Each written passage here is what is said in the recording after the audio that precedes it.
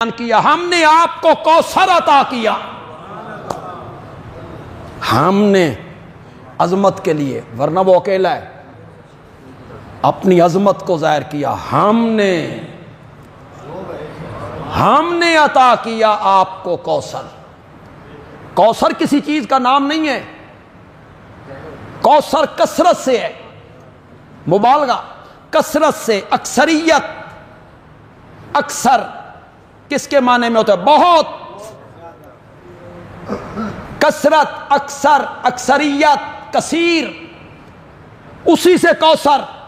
ہم نے آپ کو بہت دیا۔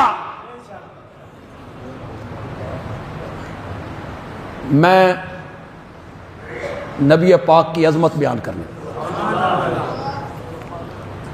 آپ سب کو نبی پاک سے محبت، اسے ڈوب کے سننا، مزہ آ جائے تو پھر ساتھ تائید بھی کرنا۔ ہم نے آپ کو بہت دیا ہے، میں نے یہ ہے مولا کیڑی شے بہو دتی ہے، اس کو تو ذکر نہیں کیا۔ علم بہت دیا ہے، مرتبہ بہت دیا ہے، امت بہت دی ہے، معجزے بہت دیے، چیز کو ذکر نہیں کیا، کثرت کو ذکر کیا۔ اللہ نے کہا چیز کو اس لیے نہیں ذکر کیا، ایک شے ہووے تا دساں۔ میں نے تو اتنی چیزیں اپنے نبی کو دے دی ہیں کہ وہ گننے میں بھی، ان کے مرتبے، ان کے رتبے، ان کی عظمت کو گننے کے لیے عدد ہے ہی کوئی نہیں۔ عدد کیا ہوتا ہے؟ 1 2 3 4 100 1000 لاکھ کروڑ ارب، گنتی آپ گنتے چلے جائیں۔ میرے نبی کی عظمت کو گننے کے لیے کوئی عدد نہیں ہے۔ یہ پہلا مضمون ہے جو قرآن پاک میں مختلف جگہوں پہ اللہ بیان کرتے ہیں۔ میرے نبی کا مقام کیا ہے، درجہ کیا ہے، شان کیا ہے، رتبہ کیا ہے، میرے نبی کی عظمت کیا ہے، میرے نبی کا علم کتنا ہے، میرے نبی کے معجزے کتنے ہیں، میرے نبی سے بات کیسے کرنی ہے، میرے نبی کا احترام کیسے کرنا ہے، ادب کیسے کرنا ہے، شان، مقام، درجہ قرآن بیان کرتا ہے۔ میں اکثر تقریروں میں یہ بات کہا کرتا ہوں کہ کاریگر بہتر جانتا ہے جو چیز اس نے بنائی ہے اس میں کیا کیا خوبیاں رکھی ہیں۔ یہ کون بہتر جانتا ہے؟ کاریگر بہتر جانتا ہے، بنانے والا بہتر جانتا ہے۔ پھر میں ہر تقریر میں اپنے اس ممبر کا حوالہ دیتا ہوں۔ یہ چنیوٹ کے ایک مستری نے بنایا، تقریباً 80 سال اس کی عمر ہوگی، 75-80 سال۔ سن 2000 میں یہ بنا ہے، 2000 میں، 25 سال ہو گئے اس کو۔ اس وقت یہ بنا تھا تقریباً 75,000 روپے کا۔ پتہ نہیں سونے دی قیمت اس وقت کی سی، اس حساب سے لگائیں تو آج یہ کتنے کا ہو۔ یہ ایک بندے نے بنوایا تھا، اللہ ان کو صحت کے ساتھ لمبی زندگی، ایک بندے نے بنوایا۔ اس کا بڑا شوق تھا کہ معاویہ مسجد کا ممبر میں نے بنوایا۔ یہاں سے بھی بنوا سکتا تھا لیکن ذرا وہ مزاجن بڑے نفیس قسم کے آدمی تھے، انہوں نے کہا نہیں، وہ چنیوٹ پھرے، کاریگروں کو ڈھونڈا، انہوں نے یہ بنایا، آپ اس کی کاریگری دیکھیں۔ وہ بزرگ مستری کہتا تھا کہ جب میں نے بنا کے رکھا نا تو ایک صراف گزرا فیصل آباد کا، اس نے اس ممبر کو دیکھا تو میرے پاس آیا، اس نے کہا بزرگو سونے دا کام لکڑی تے کر دیتا ہی۔ آپ اس کی نفاست دیکھیں، اس کے آپ یہ محراب دیکھیں، اس کی نفاست آپ دیکھیں، بڑا بظاہر یہ کمزور سا لگ رہا ہے۔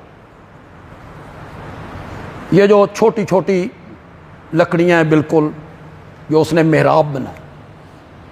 اس بابے نے کہا اس ممبر کو کوٹھے سے نیچے پھینک دو، چھت پہ چڑھ کے نیچے پھینک دو، ٹوٹے ٹوٹے ہو جائے گا، چول اپنی جگہ تو نہیں ہلے گی۔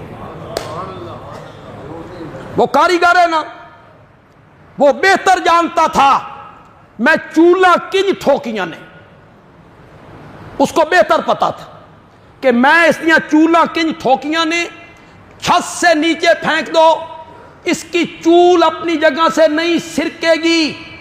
اگر یہ بات صحیح ہے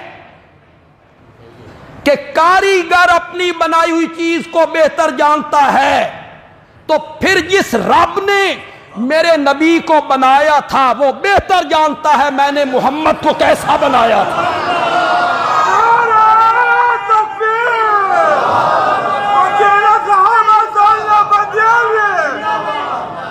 صلی اللہ علیہ وسلم، وہ صحیح تعریف کر سکتا ہے، اور کوئی عالم، کوئی نعت خان، کوئی قوال، کوئی شاعر نہیں کر سکتا۔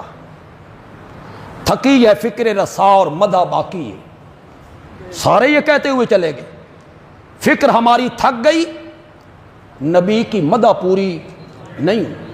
حافظ شیرازی نے سارا دیوان لکھ دیا،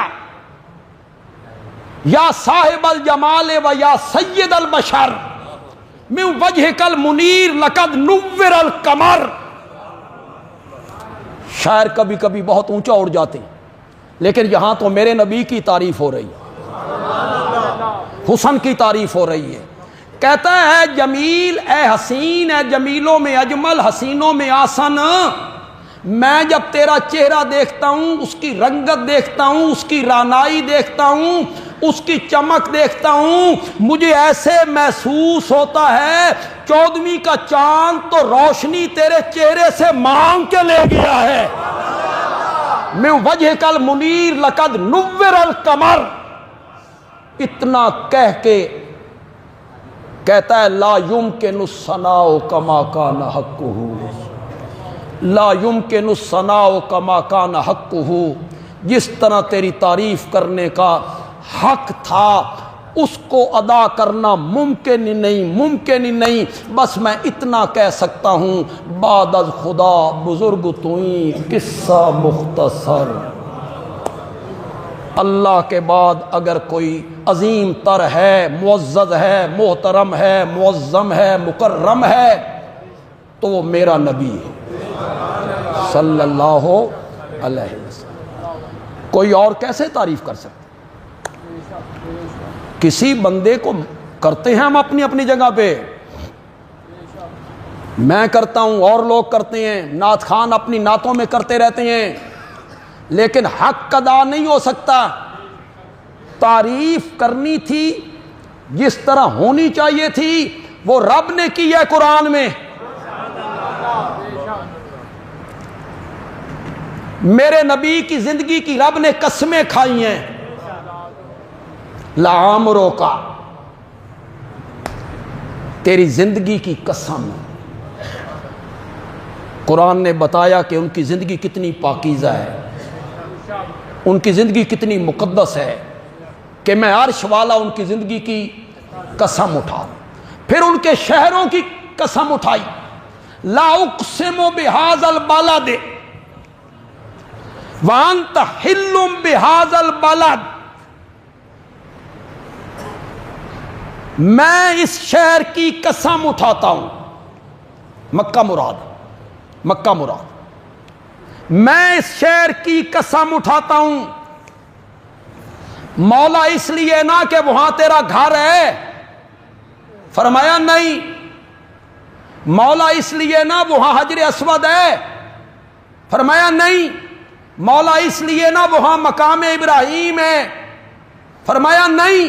مولا اس لیے نہ وہاں صفا مروہ کی پہاڑیاں ہیں، فرمایا نہیں نہیں۔ میں مکے کی قسم اس لیے نہیں کھاتا کہ وہاں بیت اللہ ہے، مقام ابراہیم ہے، حجر اسود ہے، صفا مروہ کی پہاڑیاں ہیں۔ میں تو مکے کی قسم صرف اس لیے اٹھاتا ہوں کہ وہاں میرا محمد چلتا پھرتا ہے۔ وَأَنْتَ حِلٌّ بِهَذَا الْبَلَدِ، آپ وہاں رہتے ہیں، آپ وہاں مقیم ہیں، تو میں اس شہر کی کیا اٹھا رہا ہوں؟ قسم۔ تو یہ ایک مستقل مضمون ہے قرآن پاک میں، میرے نبی کا مقام کیا ہے، میرے نبی کا مرتبہ کیا ہے، میرے نبی کی شان کیا ہے، اسے مختلف انداز میں مختلف جگہوں پہ اللہ نے اسے پیش کیا۔ والتین والزیتون وطور سینین وہذا البلد الامین، اس امن والے شہر کی قسم ہے، قسم اٹھائی اللہ نے اس شہر کی۔ میرے نبی کو جب مشرکین نے پریشان کر دیا، غمزدہ کر دیا، دیکھیں یہ جو مار ہوتی ہے، پتھر مارنے، ڈنڈے سے مار دینا، یہ اتنی تکلیف دہ نہیں ہوتی جتنی ذہنی اذیت تکلیف دہ ہوتی ہے بندے کی۔ مشرکین نے ذہنی اذیت دی میرے نبی کو، جسمانی تکلیف تو دی، ذہنی اذیت بھی دی۔ کذاب ہے۔ اب جگہ جگہ مکے میں یہ بات ہونے لگے، یہ جی جھوٹا ہے، جی کذاب ہے، مجنون ہے۔ میں دروازے سے باہر نکلوں، مسجد کے دروازے سے، مجھے تو آج تک کسی نے یوں نہیں کہا اور جھوٹے، مجھے تو کسی نے نہیں کہا، اور مجنون، پاگل، مجھے تو کسی نے نہیں کہا، جبکہ میرے جیسے لوگوں سے یہ ساری دھرتی بھر جائے تو میرے آقا کی جوتیوں کے نیچے جو ریت کے ذرے لگتے تھے اس کے کروڑویں حصے کا بھی مقابلہ نہیں ہو سکتا۔ میری کیا حیثیت، آج کے عالم کی کیا حیثیت ہے نبی پاک کی نسبت سے؟ ان کو کہا گیا انت کذاب۔ قرآن نے بولا، قرآن کہ مشرک قال الکافرون، کہ کافر کہتی ہیں کہ یہ کذاب ہے۔ میں تو گناہگار انسان ہوں، آپ سب سے شاید میں ہی زیادہ گناہگار ہوں، مجھے کہہ بھی دیا جائے تو میں گناہگار ہوں۔ یہ کذاب اس ہستی کو کہا جا رہا ہے جس پر ایمان لانے والا بھی صدیق اکبر کہلایا کرتا ہے۔ جی، والذی جاء بالصدق، 24ویں پارے کی ابتدا ہو رہی، دوسری آیت ہے، والذی جاء بالصدق وصدق بہ اولئک ھم المتقون، اور جو سچ لے کے آیا، جو سچ لے کے آیا، کون تھا؟ میرا نبی تھا، جو سچ لے کے آیا، وصدق بہ، اور جس نے اس سچ کی تصدیق کی، اولئک ھم المتقون، وہ لوگ کیا ہیں؟ شیعہ سنی سب تفسیروں نے لکھا، والذی جاء بالصدق نبی پاک مراد ہے، وصدق بہ صدیق اکبر مراد رضی اللہ تعالی عنہ، جن نبی پاک کی تصدیق کی، سب سے پہلے تصدیق کی۔ کذاب ہے، مجنون ہے، کتنی ذہنی اذیت پہنچی ہوگی؟ ایک منٹ کے لیے تصور تو کرو یار، کتنی ذہنی اذیت میرے نبی کو پہنچائی گئی۔ اب رب جب اس کی تردید کرنے پہ آیا نا، تو رب نے 2 قسمیں اٹھا کے تردید کی۔ میرے نبی کا ذرا مقام دیکھ، میرے نبی کا ذرا عظمت دیکھ، شان دیکھ۔ 2 قسمیں اٹھائیں، نون والقلم وما یسطرون ما انت بنعمت ربک بمجنون، مجھے قلم کی قسم ہے اور جو کچھ وہ لکھتے ہیں، مجھے اس کی قسم ہے، میں 2 قسمیں اٹھا کے آپ کو یقین دلاتا ہوں، میرا سونا تو مجنون نہیں۔ مزہ نہیں آ گیا؟ جب نبی پاک پہ یہ آیتیں اتری ہوں گی، کیسی تسلی ہوئی ہوگی میرے نبی۔ وہ جو ذہنی اذیت انہوں نے پہنچائی، فوراً رب نے اس کو دور کیا، تسلی دی، میرے نبی کو تسلی دی، اور تسلی دینے کے لیے قسمیں اٹھائیں۔ اللہ قسمیں نہ بھی اٹھاتا ویسے تسلی دے دیتا، لیکن اللہ کا تعلق ہے نا میرے نبی سے، محبت ہے نا میرے نبی سے، پھر اللہ قسمیں اٹھا کے کہتا ہے میں 2 قسمیں اٹھا کے تجھے یقین دلاتا ہوں تو مجنون نہیں ہے۔ صحیح ترجمہ کیتا میں ہنجن کرو یا ہنجن کرو، شابہ کوئی تو کرو، میں نے صحیح ترجمہ نہیں کیا، جان بوجھ کے نہیں کیا، میں ایک لفظ چھوڑ گیا ہوں درمیان، اس لیے چھوڑ گیا ہوں کہ اس کو آپ کو بتا کے بیان کروں گا تو ذرا لذت زیادہ آئے گی، مزہ زیادہ آئے گا، نبی پاک کی محبت دل میں بڑھے گی۔ اللہ نے صرف یہ نہیں کہا مجھے قلم کی قسم ہے جو کچھ وہ لکھتی ہیں مجھے اس کی قسم ہے عام مجنون نہیں ہے، یہ نہیں کہا، فرمایا ما انت بنعمت ربک وما انت بنعمت ربک بمجنون، تردید بھی کی، دلیل بھی دی، میرے پیارے پیغمبر میں 2 قسمیں اٹھا کر آپ کو یقین دلاتا ہوں آپ مجنون نہیں ہیں، اس کی دلیل یہ ہے ہم نے تجھے قرآن جیسی کتاب دی ہے۔ قرآن ہم مجنونوں کو دیا کرتے ہیں، ہم نے آپ کے سر پہ نبوت کا تاج رکھا ہے، نبوت ہم مجنونوں کو دیا کرتے ہیں، ہم نے آپ کے وجود مقدس کو زمین کی پستیوں سے اٹھا کے عرش کی بلندیوں تک پہنچا دیا، یہ رویہ ہم مجنونوں سے رکھتے ہیں۔ آپ کو ہم نے معجزے دیے، یہ نعمتیں جو ہم نے دی بے نعمت ربک، بے مجنون، جو رب نے تجھ پر نعمتیں کی ہیں نا وہ اس کی دلیل ہے کہ تو مجنون ہو۔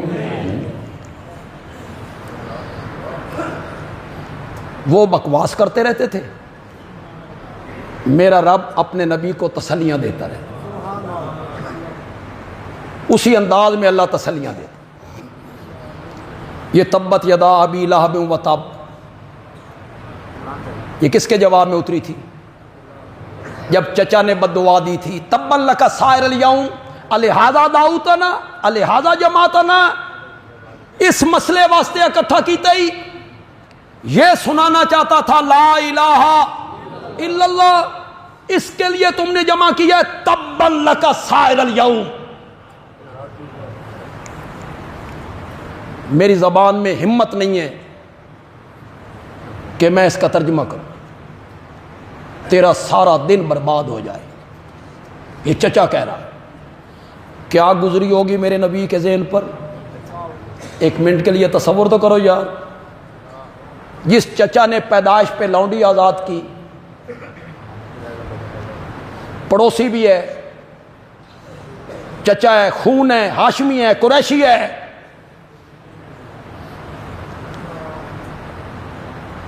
شعلے کی طرح اس کا چہرہ چمکتا ہے۔ لہب، لہب کس کو کہتے ہیں؟ آگ کا شعلہ۔ نام تو اس کا عبدالعزیٰ تھا، عبدالعزیٰ۔ ابو لہب کیوں کہتے تھے؟ اس کا چہرہ جو تھا وہ چمکتا تھا جس طرح آگ کا شعلہ چمکتا۔ تسی کدی کدی نہیں آدھو بڑی نورانی شکل نے، تو نورانی شکل کوئی حق ہونے کی دلیل ہوتی؟ جس کی شکل نورانی ہو بھائی بڑی نورانی شکل ہے جی، اندرا گاندھی دی گھٹ سی، نورانی شکل کا کیا تعلق ہوتا ہے دین کے ساتھ؟ حضرت بلال کیسے تھے؟ یہ سارے نورانی شکلوں والے بلال کی جوتی کا بھی مقابلہ نہیں کر سکتے۔ شعر و شاعری میں کرتا نہیں، نہ مجھے شعر یاد رہتے، کوئی بڑے پرانے جو ذہن میں بیٹھے ہوئے ہیں کبھی کبھی وہ زبان پہ آتے۔ زبانوں پر حدیثیں ہیں، کھلے ماتھوں پہ محرابیں۔ وہ سمجھ رہے ہو کہ کوئی نہیں سمجھ کہ قرآن والے پاس ہی ٹور جاؤں؟ زبانوں پر حدیثیں ہیں، کھلے ماتھوں پہ محرابیں، دلوں میں بغض کا ناسور کیوں ہے ہم نہیں سمجھے۔ دلوں میں بغض کا ناسور کیوں ہے ہم نہیں سمجھے. اگلے شعر پہ اس طرح چپ نہیں کرنا. غریبوں کا لہو، غریبوں کا لہو جن جن کی خوراکوں میں شامل ہے، انہی چہروں پہ رنگ و نور کیوں ہے ہم نہیں سمجھتے. انہی چہروں پہ رنگ و نور کیوں ہے ہم نہیں سمجھتے. شعلے کی طرح اس کا چہرہ تھا. اس نے میرے نبی کو بد دعا دی، تبًا لک سائر الیوم. میرے نبی کے دل پہ کیا بیتی ہوگی. پہاڑی پہ کھڑے ہیں، ضد کیا اس نے، ذہنی اذیت دی اس نے میرے نبی کو. پریشان جو ہوئے نا، رب نے کہا میرا سونا تساں جواب نہیں دینا. آپ کے اور میرے درمیان یہ معاہدہ ہو گیا ہے، فرش پہ تو نے میری توہین برداشت نہیں کرنی اور عرش پہ میں نے تیری توہین برداشت نہیں کرنی. جواب بھی اس کو میں نے دینا ہے. پھر اللہ نے وہی لفظ اس کے منہ پہ مارا، تبت یدا ابی لہب و تب. تیرے دونوں ہاتھ ٹوٹیں، ہلاک ہوں، برباد ہوں جن ہاتھوں سے تو نے میرے نبی کو پتھر مارے. ما اغنا عنہ، ما اغنا کا معنی ہے اس کے کام نہیں آیا، اس کے کام نہیں آیا. ما اغنا مالہ، اس کا مال، وما کسبا، کمائی سے کیا مراد ہے؟ اعمال. نہ مال کام آیا نہ اعمال کام آئے. یہ قرآن ہے. قرآن جب میرے نبی کو ستایا گیا تو رب نے تسلیاں دی، میرے نبی کو تسلی دی قسمیں اٹھا کے. ایک موقع پہ وہی بند ہو گئی، کئی دن بند رہی. مکے میں پروپیگنڈا ہوا، سنیا محمد دا رب اس کو رس گیا، ناراض ہو گیا. مذاق مذاق مذاق بنایا، تمسخر.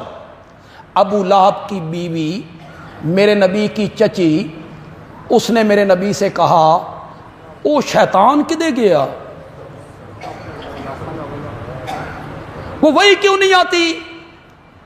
اس نے میرے نبی کے سامنے کہا کہ شیطان آتا تھا، اب وہ نہیں آتا. جو جس کے منہ میں آیا وہ بکتا چلا گیا. مشرکین مکہ نے بکواس کیے، ناراض ہو گیا رب، وہی نہیں آ رہی ہے. اللہ نے پھر اپنے نبی کو تسلی دی. کئی دنوں کے بعد وہی آئی، وہاں بھی رب نے دو قسمیں اٹھائیں، والضحیٰ واللیل اذا سجا ما ودعک ربک وما قلی. کیسی تسلی ہوئی ہوگی میرے نبی کی، خدا دی قسم ہے لطف ہی آ گیا. پریشان کتنے ہوں گے. مشرکین کہتے ہیں رب رس گیا، رب ناراض ہو گیا، رب محمد نو چھوڑ گیا صلی اللہ علیہ وسلم، ناراض ہو گیا ہے، چھوڑ گیا ہے، دوستی ٹوٹ گئی، ختم ہو گئی. میرے نبی پریشان ہو رہے ہیں. اللہ نے فرمایا مجھے چاشت کے وقت کی قسم ہے، مراد دن ہے، مراد دن ہے. جب دن کی روشنی پھیلتی ہے مجھے اس کی قسم ہے. واللیل اذا سجا، مجھے رات کی قسم ہے جب وہ چھا جاتی ہے، دن چلا جاتا ہے، اندھیرا چھا جاتا ہے. مجھے دن کی روشنی کی قسم ہے، مجھے رات کے اندھیرے کی قسم ہے. دو قسمیں اٹھا کے میں آپ کو یقین دلاتا ہوں، ما ودعک ربک وما قلی. تیرا رب تجھ سے ناراض بھی نہیں ہوا، تیرے رب نے تجھے چھوڑا بھی نہیں. تو ان سمجھ نہیں آئے گی. کوئی عاشق مزاج بندہ بیٹھا ہوئے تاں تو ان سمجھ آنی ہے. محبوب ہو جائے ناراض، افواہیں پھیلیں بے محبوب ناراض ہے، گل نہیں کردا، جواب نہیں دیندا، اور پھر وہ محبوب کچھ دنوں کے بعد کہے میں قسم اٹھا کے تجھے یقین دلاتا ہوں میں تجھ سے ناراض بھی نہیں ہوں، چھوڑا بھی نہیں ہے، اور آئندہ بھی تجھے چھوڑنا نہیں ہے۔ اس دی لذت کسی سڑے ہوئے عاشق کو پوچھو۔ میرے نبی کو جب رب نے کہا ہوگا ما ودعک ربک، کیا خوشی ہوئی ہوگی میرے نبی کو۔ ما ودعک ربک وما قلی، آپ کے رب نے آپ کو چھوڑا بھی نہیں، ناراض بھی نہیں ہوا۔ میرے پیغمبرو تیرے نال یاری لائیے، چھوڑن واسطے نہیں توڑ چاڑن واسطے لائیے۔ ما ودعک ربک وما قلی۔ نعرہ تکبیر، شعلہ محمد مصطفیٰ، عزیز مولانا تعالیٰ بنانی صاحب، جدیت شاہ توحید و سنت۔ میں دعا ہی کر سکتا ہوں بکر تیرے واسطے، اللہ تیری شادی کر دے، تو پھر نعرے بھی کونی مارنے شادی ہو گئی، پتہ نہیں تو جمعے تے بھی آنا کہ نہیں آنا۔ ما ودعک ربک وما قلی، تیرے رب نے تجھے چھوڑا بھی نہیں، تیرا رب تجھ سے روٹھا بھی نہیں۔ وَلَلْآخِرَةُ خَيْرٌ لَكَ مِنَ الْأُولَىٰ، میرے پیارے پیغمبرو تیری ہر آنے والی گھڑی پچھلی گھڑی سے بہتر ہوگی۔ وَلَلْآخِرَةُ خَيْرٌ لَكَ مِنَ الْأُولَىٰ، ایک معنی مفسرین نے کیا آپ کی آخرت کی زندگی دنیا والی زندگی سے بہتر ہوگی۔ وہاں جو کچھ ہم نے آپ کو دینا ہے، جب میں انشاءاللہ اگلے جمعے پھر میں عظمت مصطفیٰ ذکر کروں گا، اس میں یہ ساری چیزیں آئیں گی۔ پھر جب الکوثر کا ہم معنی کریں گے اس میں بھی بہت ساری چیزیں آئیں گی۔ اصل ہمارا مضمون جو جمعے کا ہے وہ عظمت مصطفیٰ ہے، اس کے لیے سہارا ہم نے لیا ہے سورت کوثر کا، ورنہ مضمون کیا ہے؟ عظمت مصطفیٰ۔ یہ ہم نے ربیع الاول سے ایک جمعہ پہلے شروع کیا تھا، ایک دو جمعے ربیع الاول سے پہلے ہم نے اس مضمون کو شروع کیا۔ وَلَلْآخِرَةُ خَيْرٌ لَكَ مِنَ الْأُولَىٰ، آپ کی ہر آنے والی گھڑی پچھلی گھڑی سے بہتر ہوگی۔ وَلَسَوْفَ يُعْطِيكَ رَبُّكَ فَتَرْضَىٰ، میں تجھے اتنا دوں گا، تیرا رب تجھے اتنا دے گا، اتنا دے گا، اتنا دے گا، آپ خود بول اٹھیں گے مولا میں راضی ہو گیا ہوں، مولا میں راضی ہو گیا۔ فرمایا اب تو اللہ نے مجھ سے وعدہ کر لیا، میں آپ کو اتنا دوں گا، اتنا دوں گا، اتنا دوں گا، آپ بول اٹھیں گے کہ میں راضی ہو گیا، تو میں اس وقت راضی ہوں گا جب اپنی امت کے ایک ایک فرد کو اپنے ساتھ جنت میں لے گیا۔ وَلَسَوْفَ يُعْطِيكَ رَبُّكَ فَتَرْضَىٰ، تیرے رب نے تجھے چھوڑا نہیں، چھوڑنا بھی نہیں، ناراض بھی نہیں ہوا، آئندہ ناراض بھی نہیں ہونا، آنے والی گھڑی پچھلی گھڑی سے بہتر ہوگی۔ دو اتنا دوں گا، آپ بول اٹھیں گے میں راضی ہو گیا۔ تین وعدے کیے میرے رب نے، تین وعدے کیے، بڑے بڑے وعدے کیے۔ آگے کہا میرے پیغمبر یقین کر، جو وعدے کر رہا ہوں وہ پورے کروں گا۔ ذرا پیچھے مڑ کے دیکھ، الم یجدک یتیما فآویٰ، الم یجدک یتیما فآویٰ، آپ تو یتیم تھے، دنیا میں نہیں آئے، والد چلے گئے، 6 سال کی عمر میں والدہ محترمہ چلی گئی، 8 سال کی عمر میں دادا چلا گیا۔ یتیم کی کیا قدر و منزلت ہوتی ہے معاشرے میں۔ الم یجدک یتیما فآویٰ، جو 3 وعدے کیے ہیں وہ پورے کروں گا، پورے کروں گا۔ پیچھے مڑ کے دیکھو، آپ یتیم تھے، میں نے آپ کے سر پر نبوت کا تاج رکھا اور 14 طبقوں کا سردار بنا کے رکھ دیا تھا۔